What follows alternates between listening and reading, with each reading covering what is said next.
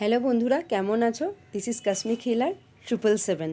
আজকের রিডিংটা তোমাদের হেলথের জন্য, তোমাদের হেলথ সম্পর্কে তোমাদের কি জানা উচিত।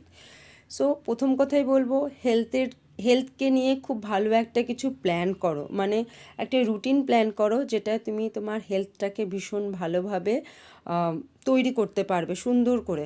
তোমার প্রচুর মেন্টাল স্ট্রেস হচ্ছে এবং সেই স্ট্রেসটা কিন্তু শুধুই মাত্র তোমার ফিউচার নিয়ে, মানে ফিউচারে কি করব, ফিউচারে কি হবে, ফিউচারে কেমন থাকবো, টোটাল ফিউচার নিয়ে। তো আমি বলবো, কেমন থাকবে সেটা তো অবশ্যই ভাববে, কিন্তু ভালো থাকতে হলে অবশ্যই হেলথের প্রতি তোমাকে লক্ষ্য দিতে হবে বা নজর দিতে হবে।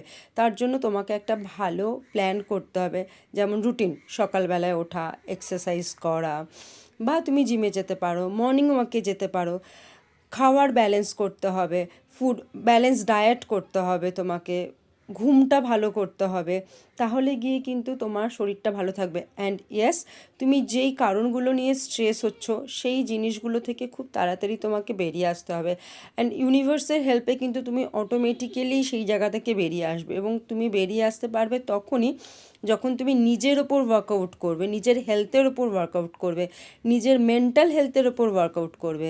This card suggest you to নিজের ওপর ধ্যান দাও, সেলফ কেয়ারে ধ্যান দাও, সেলফ লাভে ধ্যান দাও।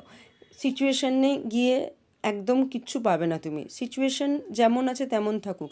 যেটা করতে হবে, তোমার নিজেকে নিজের ব্যালেন্স করতে হবে। স্পেসিফিক্যালি তোমার মানসিক যে টেনশন বা স্ট্রেস, সেটা একমাত্র তুমি যখন এক্সারসাইজ করবে, তুমি ভালো খাবে, ভালো ঘুমাবে, সেই সিচুয়েশানটা থেকে খুব তাড়াতাড়ি তুমি বেরিয়ে আসতে পারবে।